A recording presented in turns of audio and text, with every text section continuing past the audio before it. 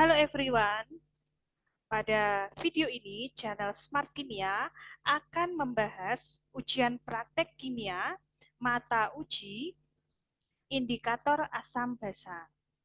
Nah, sebelum kita bagi kalian yang belum tekan subscribe, bisa tekan tombol subscribe terlebih dahulu ketinggalan video tentang ujian praktek.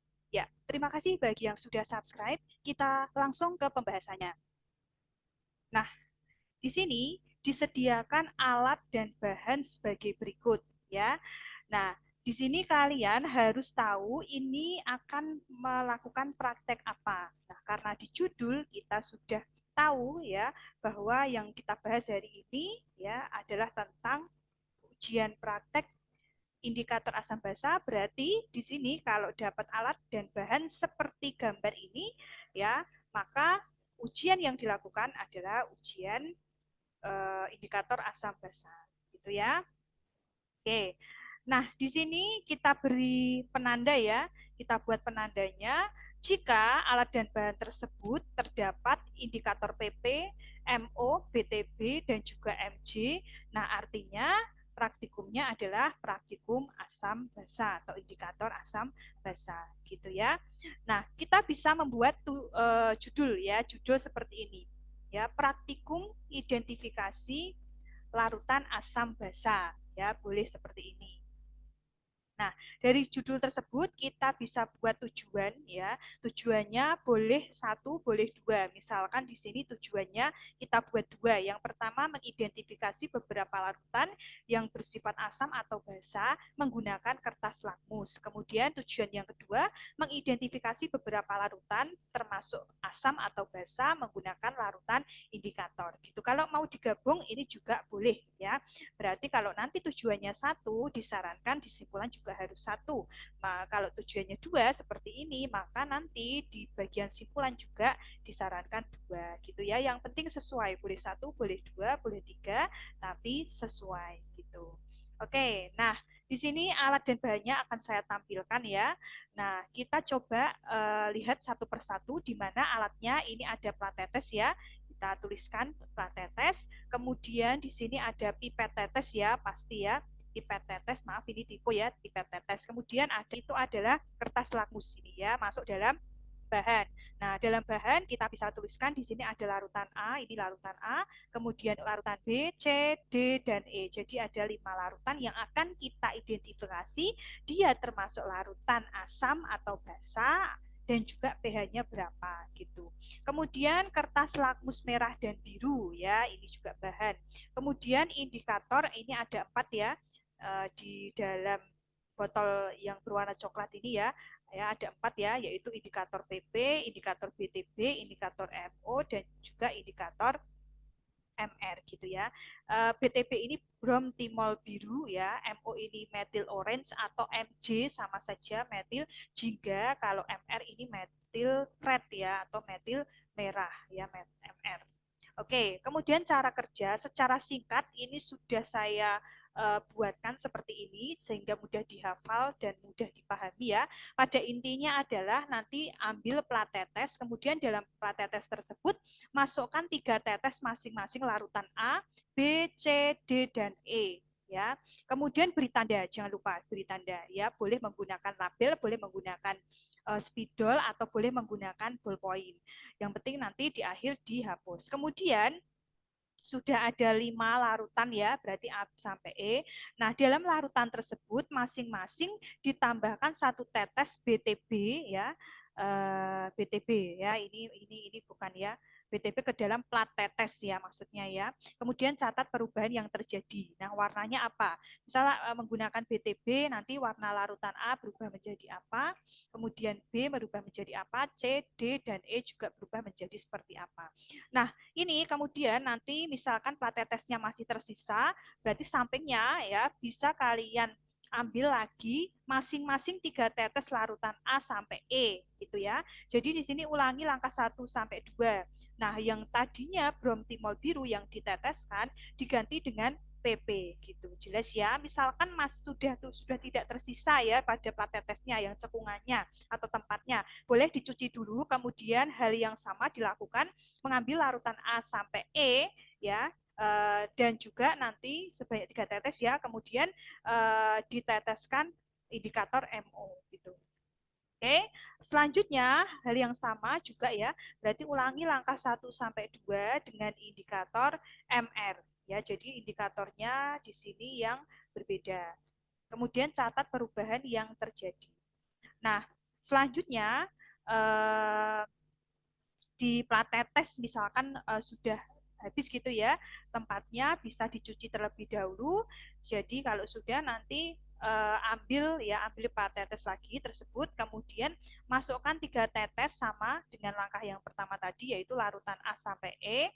Nah, di sini tapi 2 cekungan ya, berarti larutan A ini ada 2 cekungan, masing-masing 3 tetes. Berarti larutan A diambil total 6 tetes, tapi di 3 tetes untuk cekungan pertama, 3 tetes untuk cekungan kedua. Hal yang sama untuk larutan B, C, D, dan E gitu ya, masing-masing 3 tetes, ada 2 cekungan. Nah, di cekungan yang pertama untuk larutan A sampai E itu dimasukkan lakmus merah. Di cekungan yang kedua, larutan A sampai E dimasukkan lakmus biru. Kemudian amati perubahan yang terjadi. Nah, gitu ya. Jadi tinggal mengulang saja, hanya indikatornya yang dibedakan ya. Oke. Nah, semoga jelas ya. Nah, hasil pengamatannya boleh kita buat seperti ini ya. Channel Smart Kimia membuat tabel pengamatan seperti ini. Nah, ya, jadi poinnya adalah pada sebelah kiri ini kita tuliskan indikator, kemudian ada larutan ya, larutan A, B, C, D, dan E. Kemudian indikator ini kita tuliskan ya, ada kertas lakmus merah, lakmus biru, kemudian BTB, PP, kemudian MJ atau MO, dan juga metil merah atau MR gitu. Nah, misalkan ini channel Smart Kimia yang melakukan praktek ujian ya, ujian praktek. Ternyata didapatkan pada larutan A hasilnya seperti ini ya, biru, biru, biru, tak berwarna kuning, kuning. Kemudian di larutan B ini seperti ini, kemudian C, D, dan E hasilnya seperti ini, gitu ya. Nah, di simpulan kita bisa membuat seperti ini ya. Jadi tadi di tujuan 2, maka simpulannya kita buat 2. Ya, jadi pada simpulan kita tuliskan boleh seperti ini. Pada identifikasi larutan menggunakan kertas lakmus, larutan A dan B ini bersifat basa, larutan C ini bersifat netral, larutan D dan E ini bersifat asam. Kemudian pada simpulan yang kedua, pada identifikasi larutan menggunakan larutan indikator, larutan A memiliki pH berkisar 7,6 sampai 8,3, larutan B memiliki pH berkisar 7,6 sampai 10, larutan C memiliki pH berkisar 6 sampai 7,6, larutan D dan E memiliki pH berkisar 4,4 sampai 6. Nah, ya bisa seperti ini. Nah, simpulan ini didapat dari mana? Ya, dari adanya perhitungan atau analisis gitu ya. Bagaimana analisisnya akan saya contohkan seperti ini ya. Untuk yang simpulan nomor 1 ya, kita bisa menyimpulkan ini bersifat asam atau basa seperti itu saja ya. Dari mana? Dari sini ya. Untuk larutan A menggunakan diuji menggunakan lakmus merah dan biru, ternyata menghasilkan warna biru.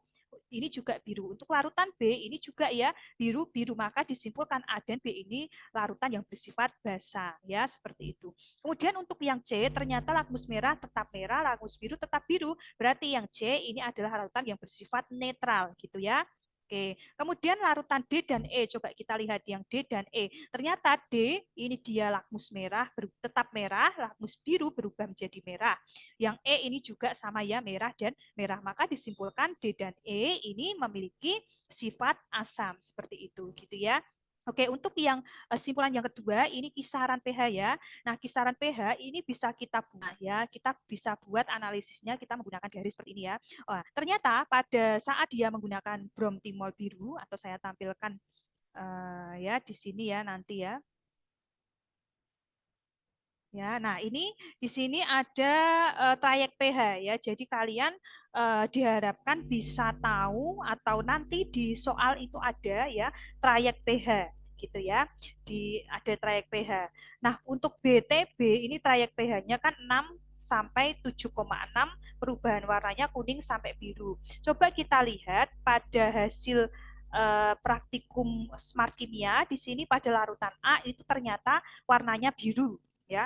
Ketika menggunakan PP ini tak berwarna, metil jingga kuning, kuning. Oke, kita coba ya. Dilihat di sini. Nah, ini ya.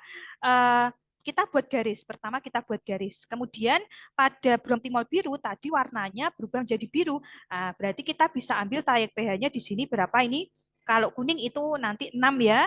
Kemudian kalau biru itu 7,6. Berarti di sini karena biru berarti 7,6 ya trayeknya. Kita bisa buat di sini ya, ini garis sebesar berapa? 7,6. Nah, seperti ini gitu ya.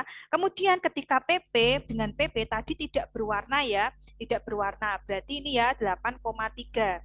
8,3 itu kan berarti lebih kanan dari 7,6 ya. Kita buat di sini katakanlah 8,3 ya, 8,3. Nah, kita buat oh ya, ini tadi 7,6 berarti ini garisnya ke kanan gitu. Nah, kemudian ini yang 8,3 ini juga ke kanan ya. Oke, kemudian oh maaf 8,3 ini kan di sebelah kiri ya, maka ini panahnya ke kiri. Maaf. Oke, sebentar saya hapus dulu. Nah, ini berarti dia panahnya kita buat ke kiri. Nah, berarti seperti ini ya. Kemudian dengan metil jingga tadi warnanya kuning. Kuning itu berarti 4,4. Kita buat skala di sini 4,4 ya. 4,4 itu kan lebih kecil dari 7 ya, berarti kita buatnya sebelah kiri. 4,4 berarti ini sebelah sini, kemudian ke kanan. Selanjutnya metil merah tadi hasil pengamatannya kuning ya, berarti ini juga 4,4. Oh ternyata sama ya, 4,4 ke oh maaf warnanya kuning ya, warnanya kuning. Berarti di sini 6,2. Berarti di sini ya 6,2. 6,2 ke kanan. Oke. Nah, yang merupakan perpotongan dari keempat garis ini ya yang melalui semuanya berarti kan ini ya. Nah, berarti kan ini. Nah, ya sebentar saya coba menggunakan ballpoint yang berbeda katakanlah yang hijau. Berarti kan yang ini ya. Yang ini ya yang saya arsir ini ya. Nah, di sini ya. Nah, berarti pH-nya itu berkisar antara 7,6 sampai 8,3 karena garisnya yang mencakup semuanya. Atau boleh kita tuliskan seperti ini juga boleh ya. 7,6 itu kurang dari ya. Maaf lebih dari pH ya, kemudian lebih dari 8,3 ini juga boleh seperti ini. Atau mau kita tuliskan seperti di simpulan ini juga boleh 7,6 sampai 8,3. Cara analisisnya seperti itu ya. Coba kalian menganalisis ya untuk larutan B, C, D dan E ya. Nah, lalu kalau sudah bisa dituliskan di kolom komentar ya. Oke. Baik, kita lanjut ke menjawab pertanyaan. Nah, pertanyaannya ya untuk mata uji indikator asam basa ini ada 3.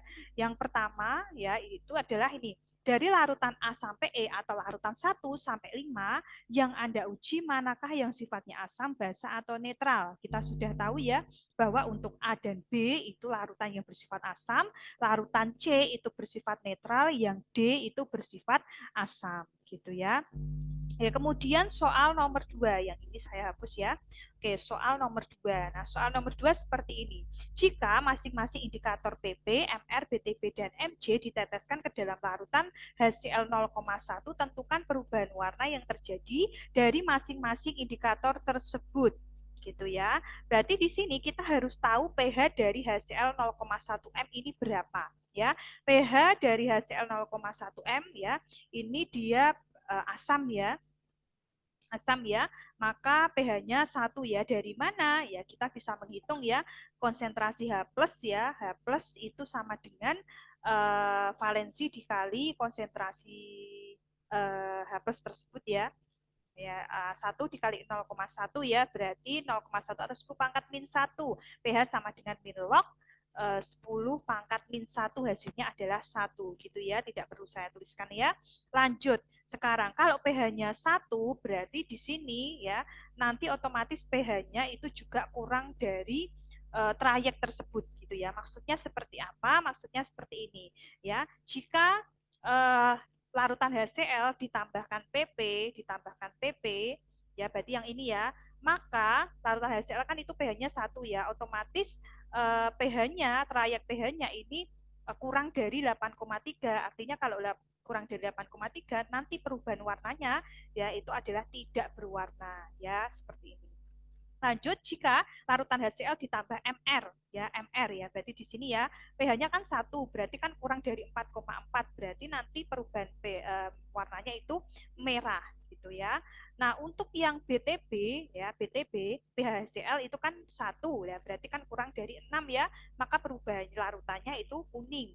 Dan satu lagi Mj ya, ditambah jika larutan HCl ditambah Mj itu kan pH-nya 1, berarti di sini ya di kirinya 3,1, berarti perubahan larutannya itu pink gitu. Oke, kemudian pertanyaan yang terakhir ya, di sini jika diketahui data sebagai berikut.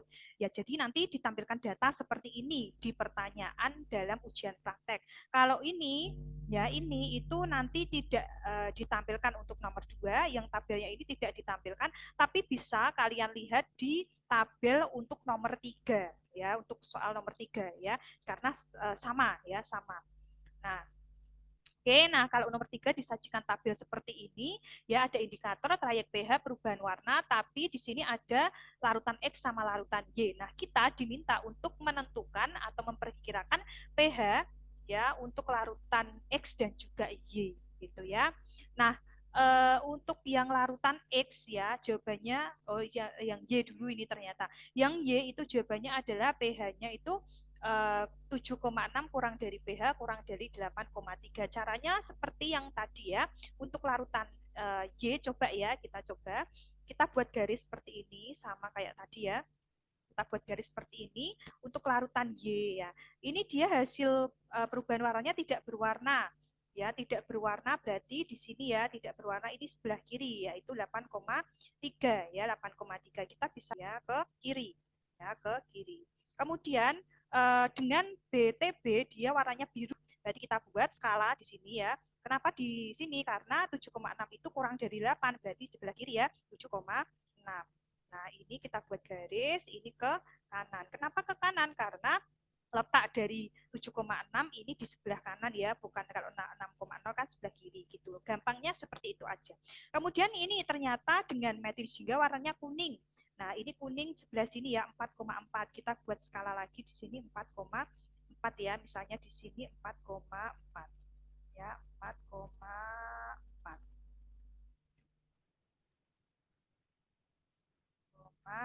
Maaf ini mouse-nya rada ya, rada susah. Nah, ini dia ke kanan ya. Ke kanan. Satu lagi dengan MR dia warnanya kuning. Kuning berarti ini di sebelah kiri 6,2. 6,2 di sini ya. 6,2. Berarti ini ke kanan juga. Nah, yang perpotongan semuanya yang mana? Coba saya ganti ballpoint dulu biar jelas ya. Perpotongannya berarti ini ya. Nah, ini ya. Nah, berarti di sini ya perpotongannya ya. Maka 7,6 sampai 8,3. Jadi sampel Y ini memiliki pH 7,6 sampai 8,3 boleh, atau dituliskan seperti ini juga boleh ya. 7,6 kurang dari pH kurang dari 8,3 gitu ya. Bagaimana untuk yang X? Yang X bisa kalian gunakan untuk berlatih. Coba pH-nya berapa? Dituliskan di kolom komentar ya. Nah, ini adalah pH untuk sampel X yaitu 4,4, kurang dari pH kurang dari 6 gitu ya. Oke, sampai sini untuk pembahasan pada mata ujian praktek indikator asam basa. Semoga dapat bermanfaat ya. Jika memang video ini bermanfaat, bisa tekan tombol like ya, agar saya tetap membuat video ujian praktek di mata uji yang lain lagi sehingga bisa lengkap ya, saya lebih semangat. Dan juga jangan lupa untuk share video-video ini ke teman-teman kalian agar teman-teman kalian juga mendapatkan informasi tentang ujian praktek ya. Jangan lupa untuk tekan lonceng notifikasi pada channel Smart Kimia. Ya, baik, sampai bertemu di video selanjutnya ya. Bye-bye.